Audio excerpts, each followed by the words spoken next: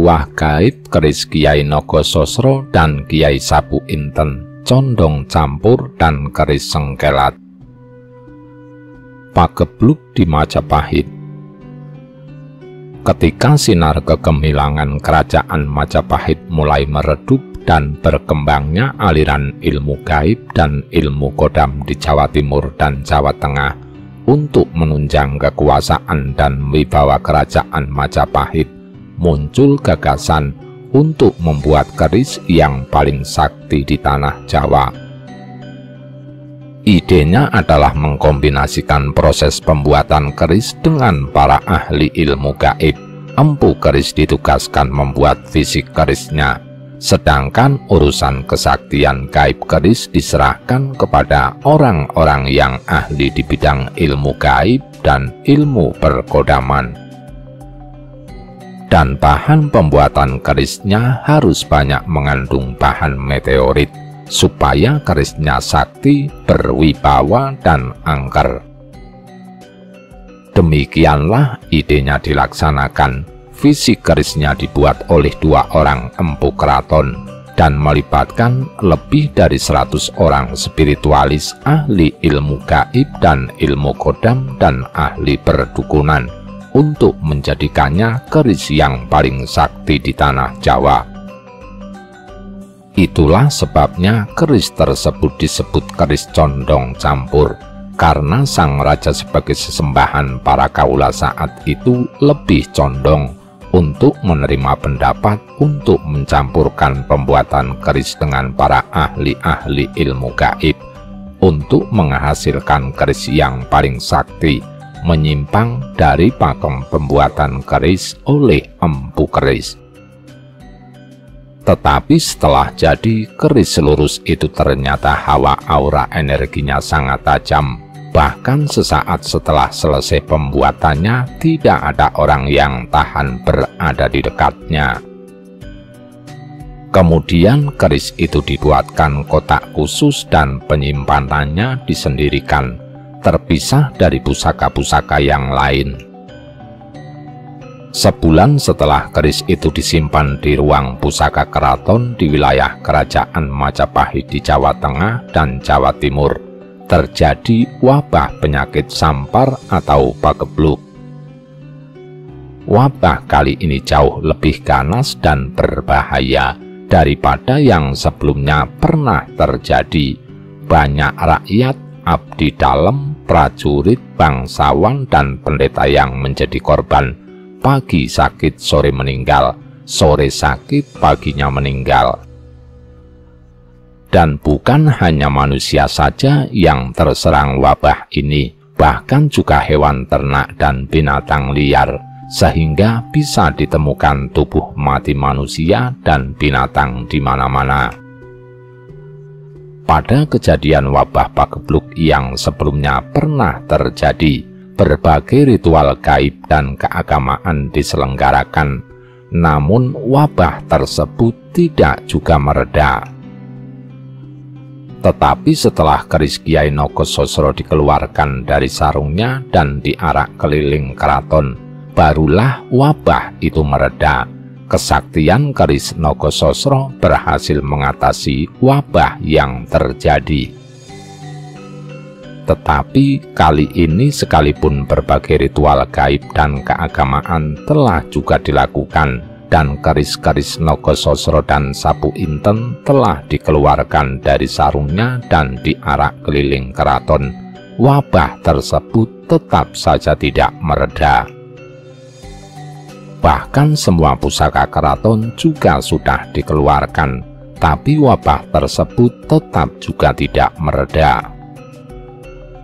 Pada wabah kali ini, Putri Ayu Sekar Kedaton ikut jatuh sakit.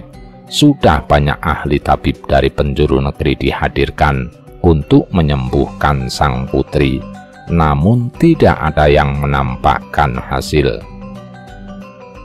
Bahkan setiap malam tiba, sakit sang putri semakin menjadi-jadi.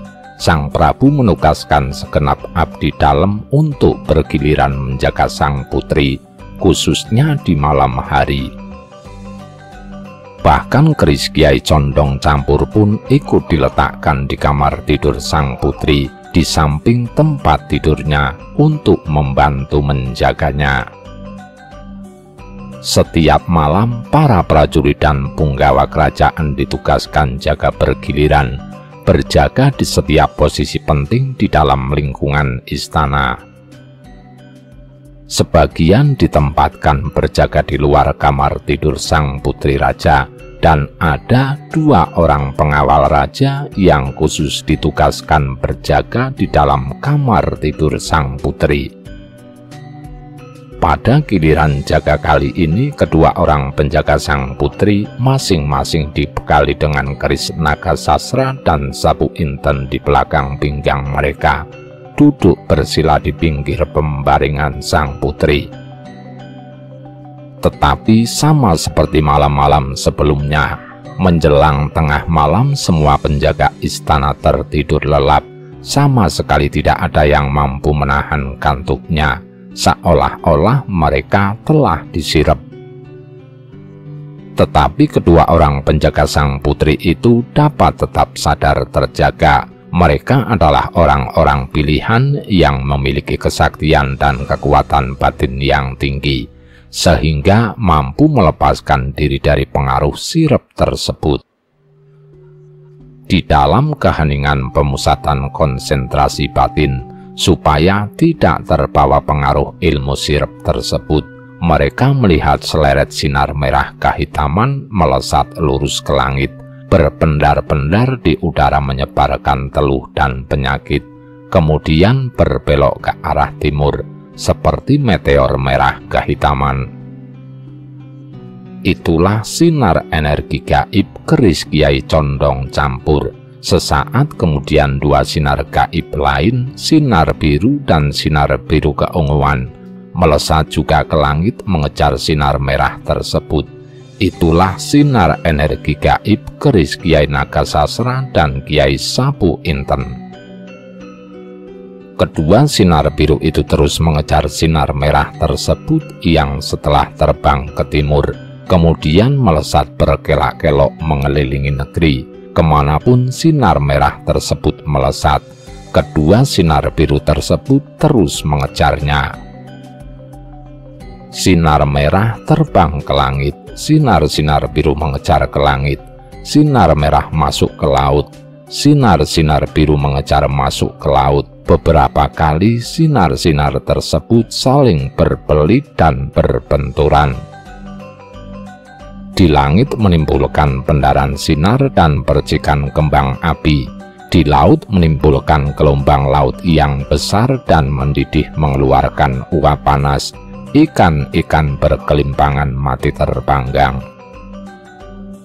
Menjelang pagi, sinar merah tersebut kembali ke asalnya. Begitu juga kedua sinar biru tersebut. Kejadian mistis tersebut terus berulang dan terjadi setiap malam. Setelah 7 hari kejadian mistis tersebut masih terjadi lagi.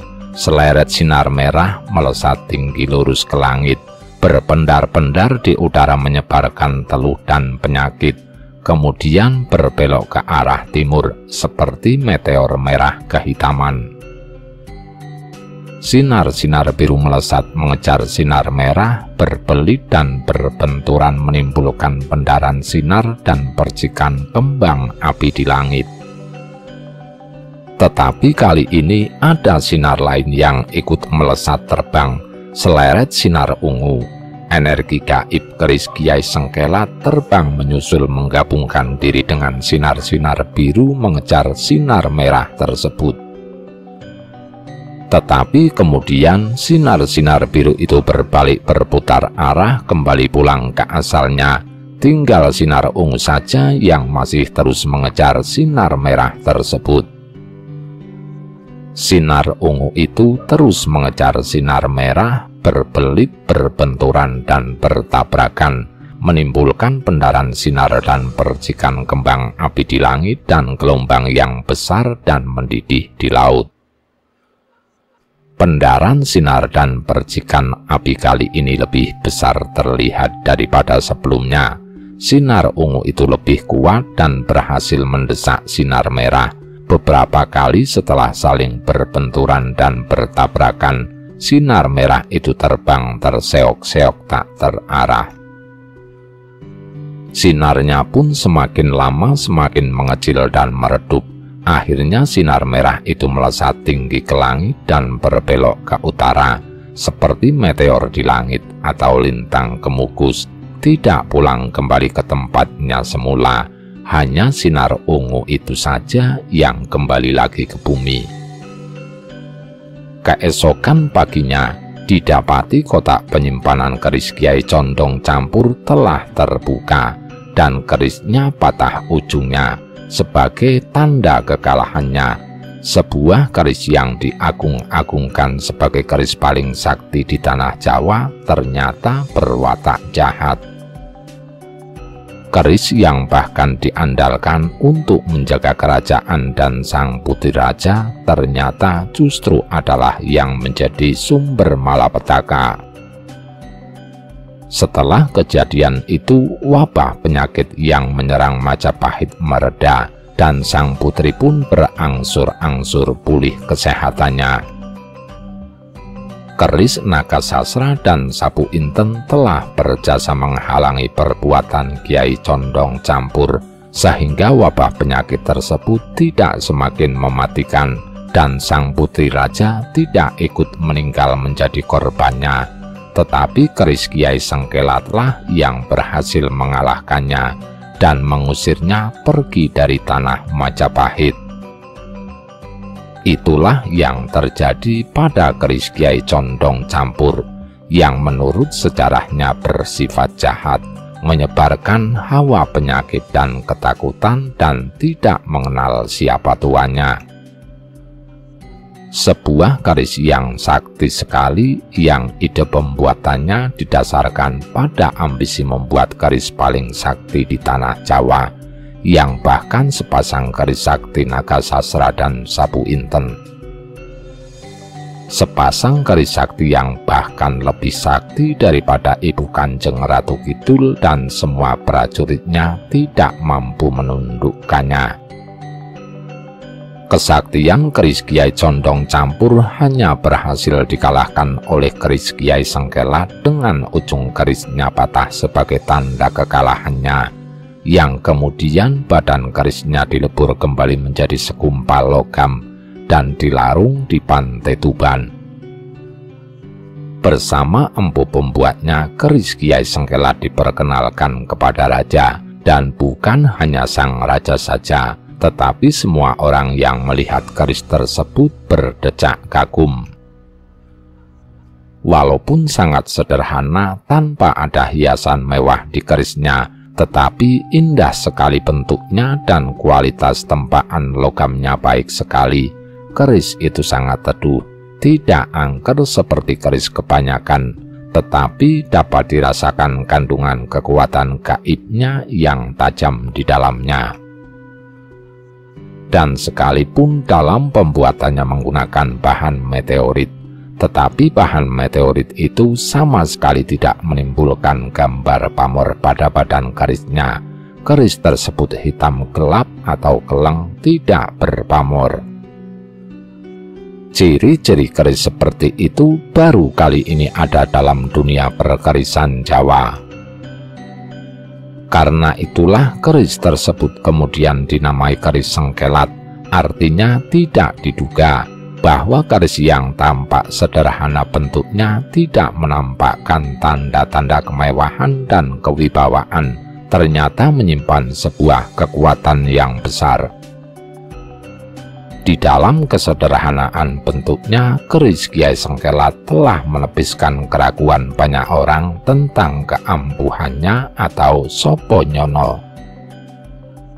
Walaupun keris Kiai Nagasasra dan Sapu Inten tetap dipelihara sebagai keris-keris andalan dan tetap menjadi pusaka lambang kebesaran kerajaan Majapahit, tetapi sejak saat itu pula keris-keris tersebut seperti kehilangan pamornya, tenggelam oleh ketenaran keris Kiai Sengkelat.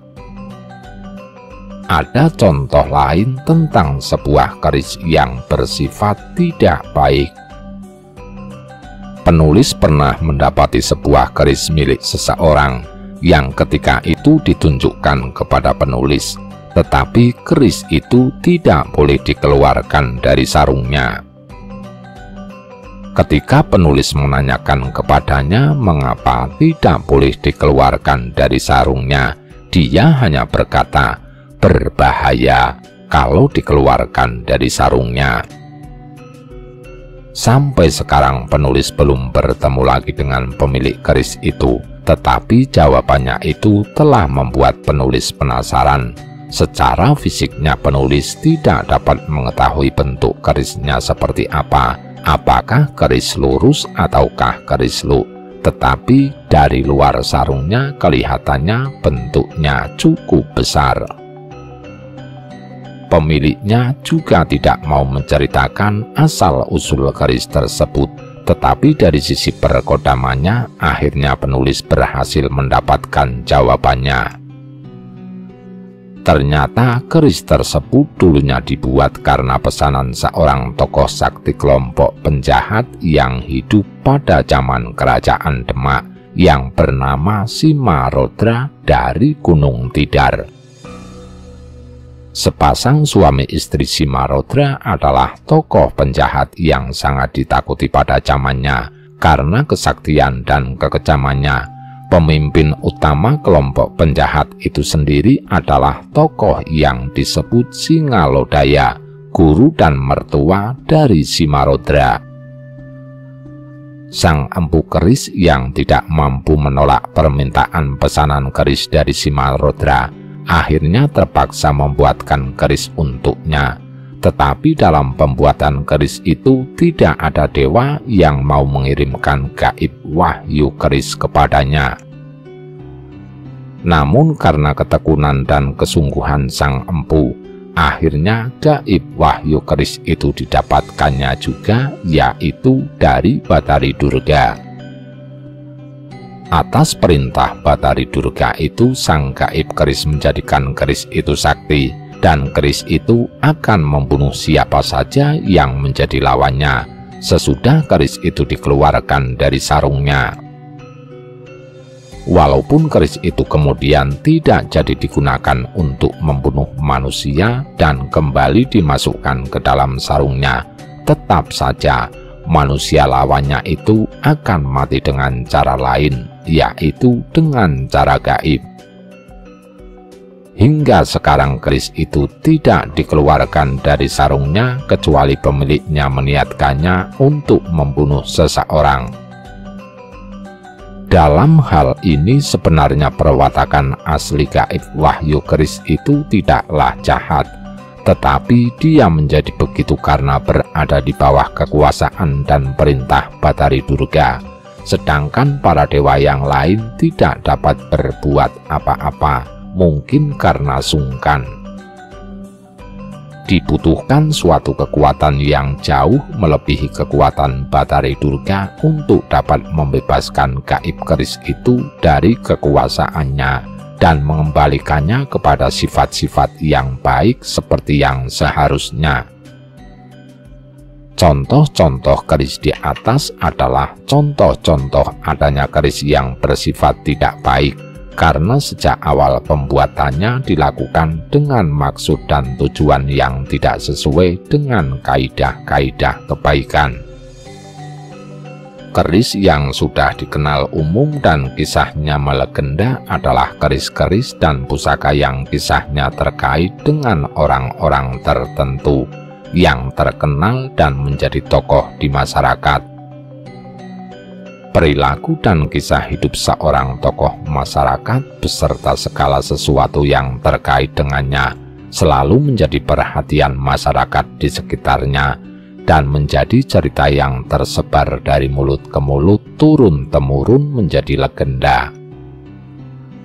Selain yang sudah dikenal orang, masih ada banyak keris di tanah Jawa ini yang juga telah melakukan perbuatan-perbuatan besar, tetapi karena pemiliknya tidak terkenal atau menutup diri dari dunia ramai, keris-keris itu juga menjadi tidak dikenal umum. Dari cerita di atas kita dapat mengambil pelajaran berharga. Ada beberapa poin penting yang dapat memberi kita pelajaran. 1. Janganlah kita menjadi sombong dan tamak dan menuruti keinginan hati dengan melakukan perbuatan-perbuatan yang didasari pada ambisi yang melawan norma-norma kebaikan dan kepantasan. 2. Janganlah sombong dan takabur dan menuruti keinginan hati dengan menyombongkan kemampuan manusia dan keilmuannya. 3. Pembuatan sebuah keris tidak dapat disamakan dengan pembuatan benda jimat berkodam. Dalam rangka pembuatan sebuah keris, sang empu keris selalu mendatangkan gaib yang berwatak baik dan dicocokkan dengan kepribadian calon pemiliknya. Dalam pembuatan jimat berkodam, pembuatnya hanya mendatangkan saja sesosok gaib tertentu yang memberikan tuah sesuai yang diinginkan, tetapi tidak dapat menilai baik atau tidaknya watak dari gaibnya itu, dan tidak mencocokkan baik tidaknya suatu benda gaib bagi calon pemiliknya. 4. Sama halnya dalam hubungan manusia yang satu dengan manusia lainnya, dalam hubungan manusia dengan makhluk gaib, atau dalam kepemilikan sebuah benda jimat atau pusaka. Yang pertama dan yang utama untuk dilakukan adalah kita harus bisa menilai perwatakan makhluk gaib dan isi gaib bendanya, apakah berwatak baik ataukah tidak. Sesudah itu barulah kita menilai sisi lainnya, misalnya apakah keberadaannya memberikan tuah atau kegunaan, dan pengaruhnya bersifat positif atau negatif. Kemudian yang terakhir, mengukur tingkat kekuatan atau kesaktian gaibnya untuk mengukur juga tingkat kemampuan kita untuk mengendalikannya. Itu adalah prinsip dasar untuk kita bisa menilai baik atau tidaknya sesuatu milik kita itu bagi kita dan tingkat keamanan kita memilikinya. Keris Jawa dan empu keris. Disebutkan bahwa sering keris yang tampilannya sederhana tapi malah mempunyai daya yang hebat atau luar biasa. Ini membuat saya bertanya-tanya karena sering bertabrakan dengan konsep bahwa keris dengan bahan dan tampilan bagus yang notabene buatan empu ternama tidak selalu mengutamakan daya gaibnya. Padahal secara logika, jika empu ternama yang membuat pasti tidak akan sembarangan, baik itu bahan, tirakat, dan hasil akhirnya setelah jadi. Ada seorang teman yang memberi sedikit masukan kenapa hal itu terjadi. Karena pada saat pembuatan keris yang baik dalam hal esoteri, maka akan dibuat dengan sikap pasrah total empu kepada Tuhan, apapun jadinya keris itu nanti. Jadi jika ada keris yang bagus secara tampilan, apalagi sudah dikinatah emas dan lain-lain, maka kemungkinan besar atau dalam artian tidak selalu nafsu si empu sudah bermain, sehingga mengurangi sikap kepasrahan total dalam tirakatnya dan otomatis juga akan mengurangi nilai esoterisnya. Bagaimana menurut pendapat dan pengalaman Bapak? Karena saya beranggapan bahwa konsep dan pemikiran Bapak bisa mengurai dengan jelas masalah-masalah gaib tanpa berusaha berlindung dengan nama agama atau aliran-aliran tertentu, namun lebih mengutamakan kejujuran apa adanya. Terima kasih banyak atas tanggapannya. Untuk menjawab pertanyaan-pertanyaan di atas, penulis juga akan sharing pengetahuan tentang empu keris dan kehidupannya pada zaman dulu yang mungkin tidak disadari sepenuhnya oleh orang-orang pada zaman sekarang. Uraiannya sebagai berikut. Satu, profesi sebagai seorang empu keris tidak seperti yang dipikirkan oleh manusia zaman sekarang, bahwa seorang empu perkerisan adalah sama dengan seorang pandai besi atau pengrajin besi. Seorang empu keris zaman dulu sama sekali tidak dapat disamakan dengan itu. Disamakan dengan pengrajin benda-benda senjata saja tidak bisa, apalagi disamakan dengan seorang pandai besi atau pengrajin yang membuat alat-alat pertanian dan perlengkapan memasak.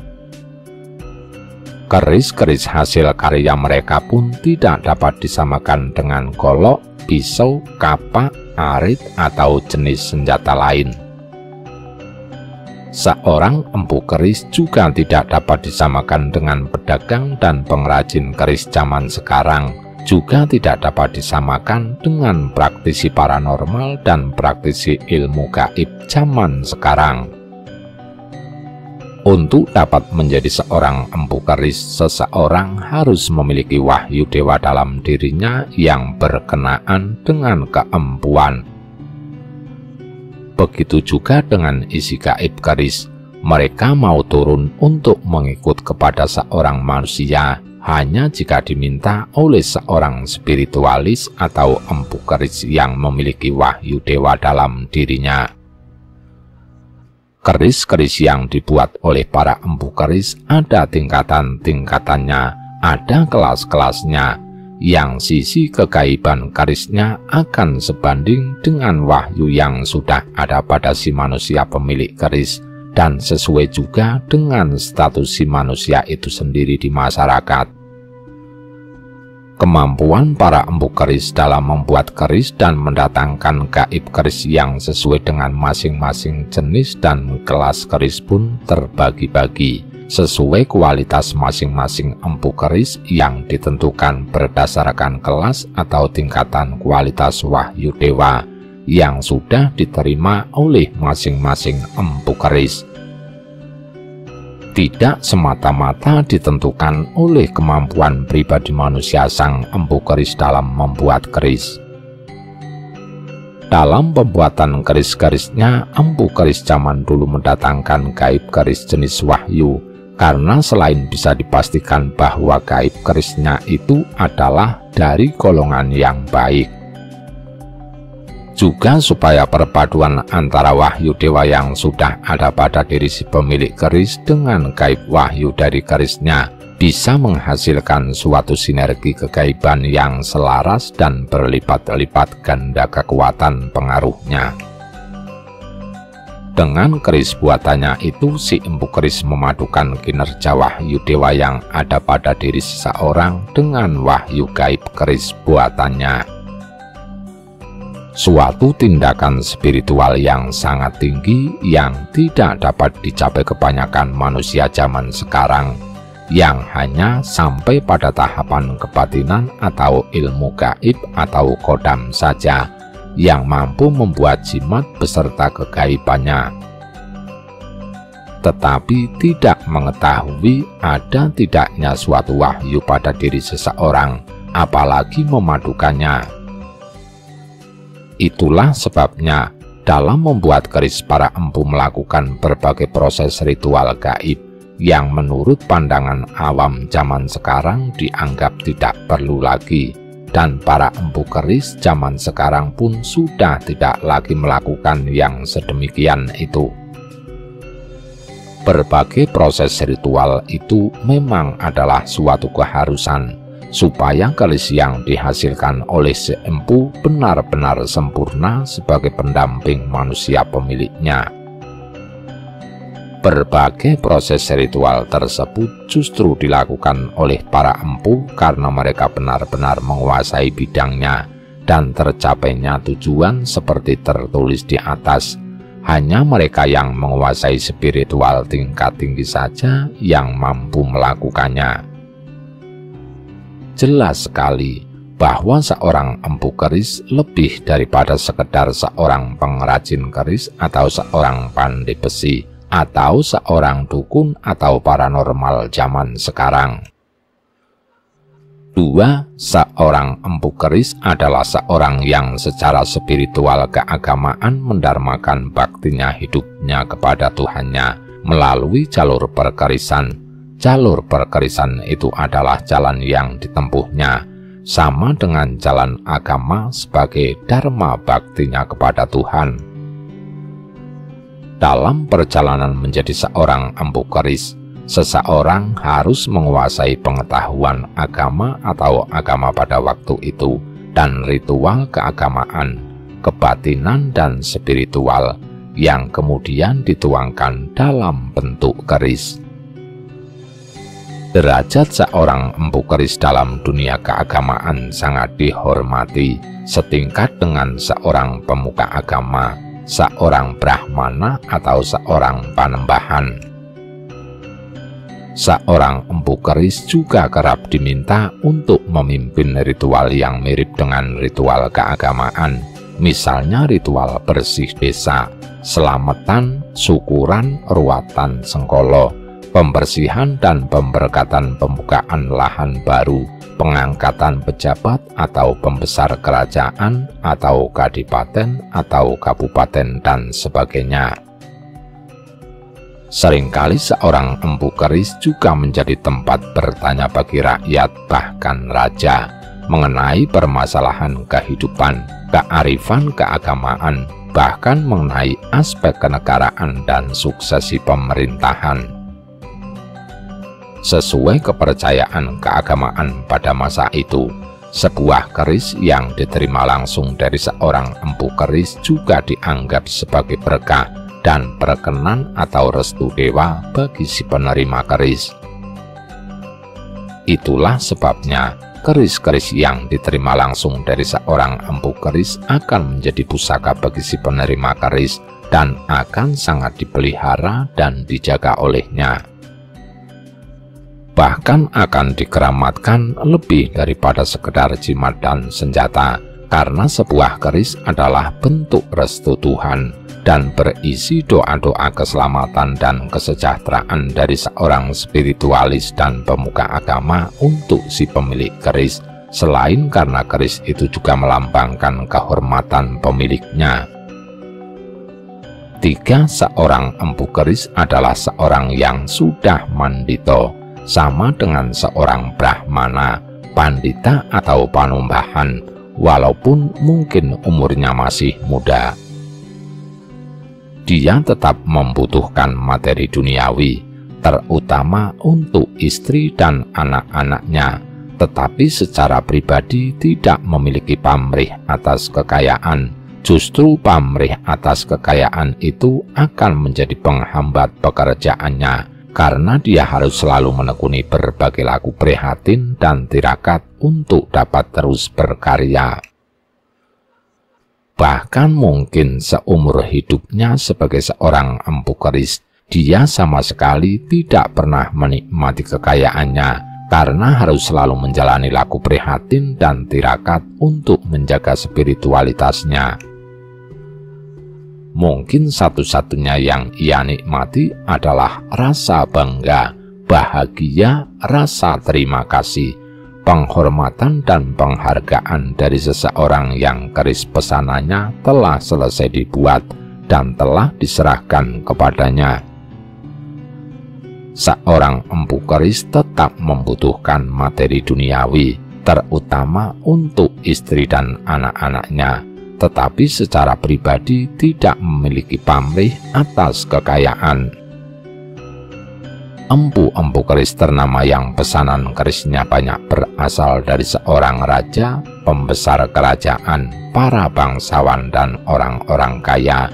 Mereka tidak memasang tarif atau harga, tetapi setelah keris-keris pesanannya selesai dibuat dan diserahkan kepada pemesannya, biasanya sang empu mendapatkan penghargaan berupa materi yang banyak, bahkan juga dianugerahi gelar kebangsawanan atau diberi kekuasaan atas tanah dan wilayah yang luas. Walaupun mendapatkan imbalan berlimpah, sang empu keris dan keluarganya juga tidak hidup bermewah-mewahan.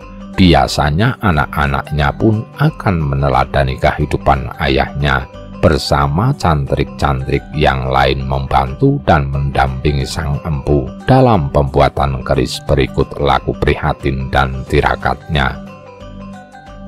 Biasanya mereka menjadi keluarga yang sangat religius dan menjadi panutan banyak orang. 4. Tidak seperti orang zaman sekarang dalam membuat sebuah jimat, yang seringkali hanya dibutuhkan bacaan amalan atau mantra saja dan sesaji kembang atau minyak. Pembuatan keris lebih daripada itu. Dan walaupun ada juga keris-keris yang dibuat secara massal, terutama pesanan dari kerajaan, kadipaten, dan kabupaten untuk keseragaman senjata tingkatan prajurit, biasanya jenis tombak, dan keris-keris yang untuk rakyat umum, tetap saja laku ritualnya dilakukan secara khusus. Apalagi untuk membuat keris yang bersifat pesanan individu, itu adalah bentuk tanggung jawab moral sang empu, supaya keris-keris buatannya memiliki tuah yang baik bagi pemiliknya. Tidak ada kata pasrah kepada Tuhan dalam proses pembuatan keris dan dalam mendatangkan gaib keris, karena harus sesuai dengan pribadi orang yang akan menjadi pemiliknya. Semua persyaratan dan daya upaya dilakukan supaya hasilnya sesuai dengan tujuannya. Itulah yang disebut laku. Itu adalah wujud tanggung jawab moral dari sang empu. Karena itu, dalam satu pesanan keris yang bersifat khusus, biasanya oleh sang empu tidak hanya dibuat satu keris, minimal dibuat 2. Dari kedua keris itu kemudian akan dipilih salah satu yang paling cocok dengan karakter si pemesan, sedangkan yang satunya lagi akan diberikannya kepada orang lain yang dianggapnya sesuai dengan karakter keris tersebut, setelah dilakukan pembedaan pada kerisnya tentunya. 5. Bentuk keris, karakter gaib keris, dan tingkat kesaktiannya selalu disesuaikan dengan status, karakter, dan kehidupan pemiliknya. Mengenai kelengkapan dan kemewahan keris adalah tergantung akan diberikan kepada siapa keris itu nantinya. Selain kesanggupan untuk membayar biaya pembuatan keris, status pribadi si pemilik keris di masyarakat itulah yang menentukan kepantasan keris yang akan dia kenakan. Semakin tinggi status duniawi sang pemilik keris, maka akan semakin lengkap dan mewah hiasan kerisnya.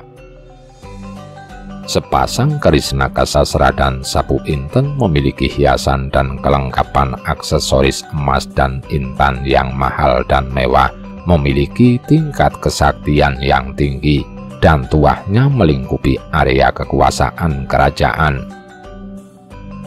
Karena sejak awal pembuatannya, keris-keris tersebut memang ditujukan bukan hanya akan menjadi sebuah pusaka andalan sebuah kerajaan, tetapi juga akan menjadi lambang kebesaran sebuah keraton, sehingga bukan hanya harus sakti, tetapi juga harus mewah dan berwibawa, dan berkuasa di wilayahnya. Penggunaan bahan meteorit dalam bahan keris biasanya akan menimbulkan gambar atau motif pada badan keris yang disebut pamor keris. Tetapi penggunaan bahan meteorit dalam pembuatan keris naga sasra sama sekali tidak menimbulkan motif pamor. Satu-satunya gambar yang ada pada badan kerisnya adalah gambar naga yang terbuat dari emas. Begitu juga penggunaan bahan meteorit dalam pembuatan keris sengkelat sama sekali tidak menimbulkan motif pamor, karena keris tersebut keleng, hitam gelap, tidak berpamor. Ini juga adalah salah satu keistimewaan teknis penempaan logam sang empu pembuat kerisnya.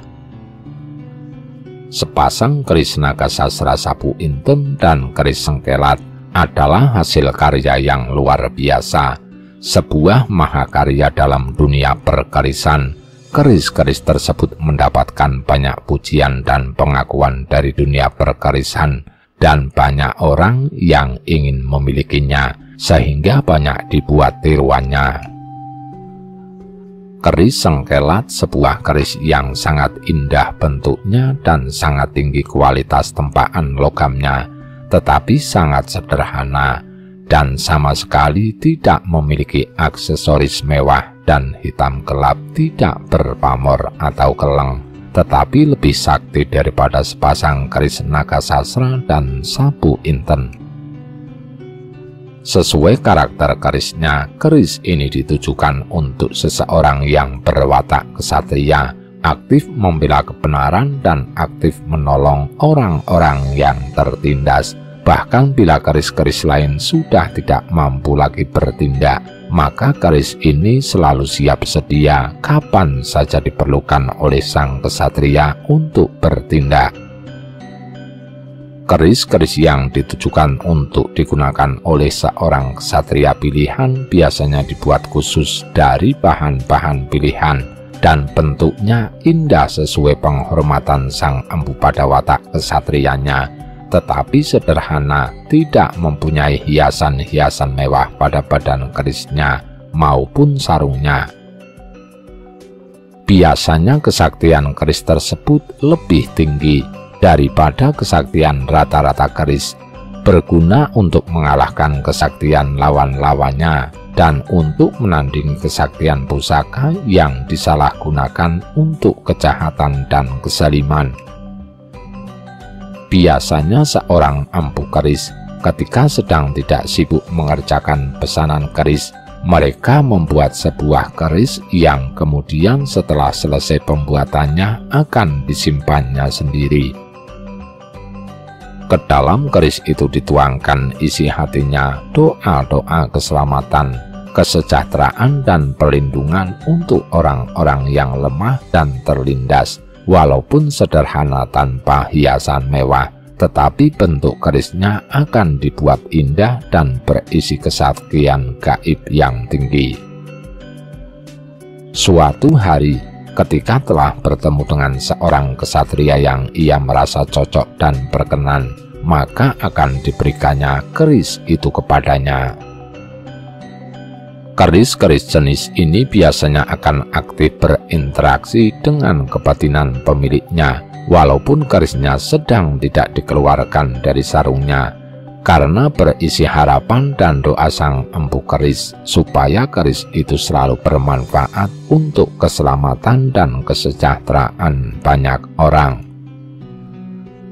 Karena keris sengkelat terkenal keindahan dan kesaktiannya, mungkin ada seorang bupati atau adipati yang juga memesan sebuah keris berdabur sengkelat kepada seorang empu keris. Jika si pemesan itu dalam kesehariannya tidak aktif membela kebenaran, menolong orang yang tertindas, maka sifat orang itu tidak sesuai dengan watak ksatria keris sengkelat. Sang empu yang mengetahui karakter si pemesan tersebut tidak akan mendatangkan gaib keris yang berkarakter sama dengan gaib keris sengkelat. Supaya sesuai dengan karakter pemiliknya, maka mungkin yang kemudian didatangkannya adalah gaib keris yang berkarakter sama dengan keris pulang geni atau singobarong untuk kebangsawanan. Dengan demikian, walaupun kerisnya sakti dan berdabur sengkelat, tetapi watak kerisnya tidak sejalan dengan watak keris sengkelat. Lagi pula mungkin kemudian keris berdabur sengkelat tersebut akan diberi banyak hiasan mewah sesuai status si pemesan, yang jelas akan tidak sejalan dengan kesederhanaan watak keris sengkelat. Keris-keris yang khusus dibuat untuk seorang raja, adipati, atau bupati pasti mewah dan sakti, dan tuahnya selalu terkait dengan wibawa kekuasaan, karena seorang kepala pemerintahan harus berwibawa dan harus senantiasa mengayomi dan melindungi orang-orang di wilayah kekuasaannya. Seorang senopati atau panglima perang, Walaupun memiliki banyak kekayaan sesuai status dan jabatannya, tetapi tidak selalu hidup mewah. Hidup mereka keras dan disiplin, penuh tanggung jawab. Mungkin hidup mereka penuh dengan pertarungan dan peperangan, sesuai karakter dan kehidupan mereka. Maka keris-keris yang diperuntukkan untuk mereka biasanya adalah keris-keris sakti, berbiaya tinggi, karena dibuat dari bahan-bahan yang baik untuk keris tarung, dan memiliki simbol-simbol sebagai tanda status mereka di kerajaan, tetapi bentuknya sederhana, dan sekalipun juga memiliki kelengkapan mewah pada kerisnya, tetapi tidak semewah oleh keris-keris untuk pembesar lain. Berbeda dengan keris-keris untuk para saudagar, orang-orang kaya dan pejabat, pembesar yang sering menjadi tikus kantor dan menggerogoti wibawa dan harta kerajaan. Sesuai pesanan mereka, keris-keris untuk mereka biasanya penuh dengan hiasan mewah, karena disesuaikan dengan pemakaian yang biasanya menggunakan statusnya di masyarakat dan menonjolkan kekayaan dan kemewahan. Keris-keris untuk mereka biasanya dibuat dari bahan yang bagus dan dibuat mewah, meliputi badan keris yang berkinatah emas, sarung keris dari jenis kayu yang mahal dan diselimuti pendok emas, gagang keris dengan mendak dan salut berbalut emas dan intan, dan ganja keris berkinatah emas, sehingga walaupun tidak dikeluarkan dari sarungnya, kemewahan kerisnya tampak jelas terlihat dari luar. Keris-keris untuk mereka tingkat kesaktiannya relatif lebih rendah daripada keris yang diperuntukkan untuk seorang kesatria atau senopati atau panglima perang, tetapi cukup sakti, karena disesuaikan juga dengan tingkat kesaktian yang diperlukan untuk menjaga kewibawaan mereka dan untuk melindungi mereka dari serangan gaib yang mungkin ditujukan ke rumahnya, dan tetap lebih sakti daripada keris-keris yang diperuntukkan untuk prajurit dan rakyat kebanyakan. Keris untuk rakyat biasa biasanya bentuknya sederhana dan tidak memiliki kiasan-kiasan yang mewah, sesuai tradisi dan kebiasaan mereka untuk merendahkan hati. Biasanya keris-keris untuk mereka dibuat massal, sehingga biaya pembuatannya menjadi rendah dan harganya terjangkau untuk masyarakat umum, sesuai kehidupan pemiliknya. Biasanya tuah utama keris-keris tersebut bukan hanya untuk kesaktian, tetapi untuk kerejekian, kesuburan, dan ketentraman keluarganya. Keris-keris pribadi sang empu keris, keris untuk seseorang panembahan, dan keris untuk raja atau keluarga raja yang sudah mandito. Biasanya bentuknya sederhana dan tidak memiliki hiasan-hiasan yang mewah, tetapi sangat sakti. Sesuai kondisi kebatinan pemiliknya, biasanya tuah utama keris-keris tersebut bukan untuk kesaktian, tetapi untuk karisma, pengayoman, dan kesepuhan. Auranya teduh, tidak angker, tetapi pasti sakti karena berguna untuk melindungi rakyat dan orang-orang yang berlindung kepada mereka, juga supaya sebanding dengan panembahan itu sendiri yang biasanya juga sakti. Keris-keris tua berdapur banyak anggrem adalah jenis-jenis pusaka yang sangat sederhana bentuk dan modelnya, dan sejak dulu sampai sekarang tidak banyak mendapatkan sentuhan variasi di dalam pembuatannya. Karena kesederhanaannya itu, tidak banyak orang yang memberikan perhatian dan keinginan untuk memilikinya. Tetapi satu hal yang tidak diketahui oleh banyak orang adalah bahwa keris tuah berdapur banyak angkrem ternyata memiliki keistimewaan dan kekuatan kegaiban yang jauh lebih baik daripada keris-keris ataupun pusaka-pusaka jenis lain yang umum. Pada awal pembuatannya, keris-keris banyak angkrem biasanya menjadi pusaka pribadi seorang empu keris atau panembahan atau pemuka kerohanian. Tetapi kemudian banyak juga yang diberikan kepada raja-raja dan orang-orang yang sedang berkuasa untuk keteduhan dan pengayoman moral. Tetapi karena bentuknya yang sangat sederhana dan ketidaktahuan manusia akan manfaatnya, banyak jenis keris itu yang diterlantarkan, tidak diinginkan dan atau diberikan kepada orang lain, sehingga hilang dari daftar perbendaharaan pusaka. Gaib dari keris-keris banyak angkrem memiliki sifat karakter yang mirip dengan sifat karakter gaib mustika keong buntut dan kegaiban di alam perkutut Majapahit. Keris-keris banyak angkrem bisa memberikan tuah apa saja yang bisa diberikan oleh keris-keris dan pusaka lain. Tuah-tuah untuk kesaktian, keselamatan, wibawa, kekuasaan, kerezekian, pengasihan, pengobatan gaib, keilmuan, kesepuhan, pengayoman, dan banyak macam kegaiban lain sesuai yang diinginkan oleh pemiliknya. Banyak fungsinya. Gaib di dalam keris-keris banyak angkrem bila sudah cocok dengan manusia pemiliknya atau pembawanya, akan menyelaraskan dirinya dan membantu setiap usaha atau aktivitas yang dilakukan oleh orang tersebut, apalagi bila orang tersebut menunjukkan rasa sayang dan merawatnya dan dapat mensugesti sang gaib keris untuk membantunya.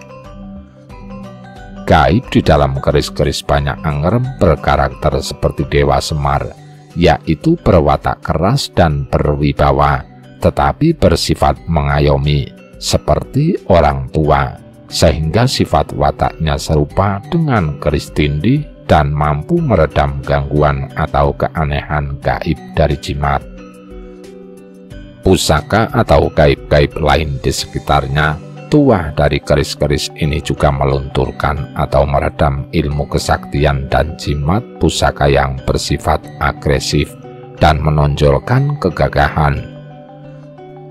Seorang empu keris tidak sama dengan pandai besi atau pengrajin keris pada zaman sekarang, dan keris-keris hasil karyanya juga tidak dapat disamakan dengan jenis-jenis senjata lain. Seorang empu keris adalah seorang spiritualis sekaligus seorang yang berderajat tinggi dalam dunia keagamaan, setingkat dengan pemuka agama, brahmana atau panembahan. Seorang empu keris adalah seorang yang sudah mandito, tidak mengejar harta duniawi. Sekalipun seorang empu keris sudah menjadi sangat kaya karena besarnya imbalan yang diterimanya, tetap saja mereka akan mengedepankan kesederhanaan hidup. Keris-keris yang mereka buat untuk diri mereka sendiri pun biasanya sederhana, tidak menggunakan simbol-simbol dan aksesoris kemewahan. Keris-keris yang dibuat oleh seorang empu keris, bentuk fisiknya, watak dan kesaktian gaibnya selalu disesuaikan dengan pribadi si manusia calon pemiliknya. Kesaktian dan kegaiban dari sebuah keris tidak ditentukan oleh mewah atau tidaknya sebuah keris, tetapi lebih ditentukan oleh pribadi si manusia untuk siapa keris itu dibuat. Keris-keris mewah dan mahal dan terbuat dari bahan yang baik tidak selalu berkesaktian tinggi. Keris-keris yang bentuknya sederhana tidak selalu berkesaktian rendah. Keris-keris yang dalam pembuatannya ditujukan untuk menjadi lambang kebesaran sebuah keraton atau kerajaan atau kadipaten atau kabupaten pasti mewah, berwibawa dan sakti. Keris-keris untuk kesatria dan orang-orang yang sering terlibat peperangan pertarungan pasti lebih sakti dibanding keris-keris untuk orang-orang yang tidak sering terlibat peperangan atau pertarungan. Keris-keris untuk seorang panembahan, walaupun tuah utamanya untuk karisma dan pengayoman, teduh dan tidak angker, pasti sakti, karena berguna untuk melindungi orang-orang yang berlindung kepadanya, juga supaya sebanding dengan panembahan itu sendiri yang biasanya juga sakti. Sehubungan dengan adanya pertanyaan seorang pembaca yang menanyakan biasanya kekuatan kodam keris Jawa bisa sampai berapa kuat, atau umumnya berapa kekuatan kodam keris Jawa. Mengenai kekuatan kodam dan kegaiban keris Jawa bervariasi. Faktor penentunya adalah sebagai berikut. 1.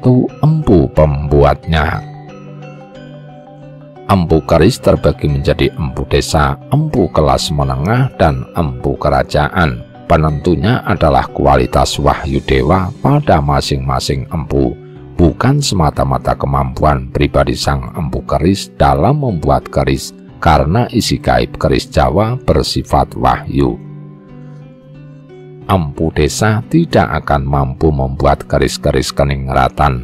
Empu desa dan empu kelas menengah tidak akan mampu membuat keris keraton yang di dalamnya terkandung wahyu keraton. 2. Jenis tuahnya dan untuk siapa keris itu dibuat. Kalau tuah utamanya untuk kerejekian, biasanya kekuatan gaibnya 60–80 md. Kalau tuah utamanya untuk kesaktian, kesepuhan, dan wibawa kekuasaan, kekuatan gaibnya 80 md sampai lebih dari kekuatan gaib Ibu Ratu Kidul. Kalau tujuan utama pembuatannya adalah untuk menjadi keris pusaka kerajaan, atau menjadi lambang kebesaran sebuah kerajaan, kadipaten, atau kabupaten, biasanya kekuatan gaibnya lebih dari kekuatan gaib Ibu Ratu Kidul. Tetapi seberapapun tingginya kekuatan gaib di dalam sebuah keris, sesuai tujuan keris itu dibuat yang untuk mendampingi kehidupan si manusia pemilik keris, dan sejalan dengan kekuatan sugesti pemiliknya pada kerisnya. Keris-keris itu dapat melindungi dan melipat gandakan keberhasilan dalam kehidupan si manusia pemiliknya sesuai sifat dan jalan kehidupannya masing-masing, dan keris-keris itu mampu melipat gandakan kesaktian pemiliknya. Berbeda dengan kekuatan zaman sekarang yang kebanyakan orang sudah tidak mengerti tentang kebatinan dan spiritualitas perkerisan, yang hanya mengandalkan kekuatan kodamnya saja atau yang mengkultuskan tuahnya. Seberapapun tingginya kegaiban kerisnya dan berapapun banyaknya keris yang dimilikinya, keris-kerisnya itu akan tidak banyak bermanfaat bagi pemiliknya. Bahkan si orang pemiliknya itu pun seringkali tidak bisa merasakan tuah dan manfaat dari keris-kerisnya. Rahayu Sagung Dumadi. Nuwun, nuwun, nuwun.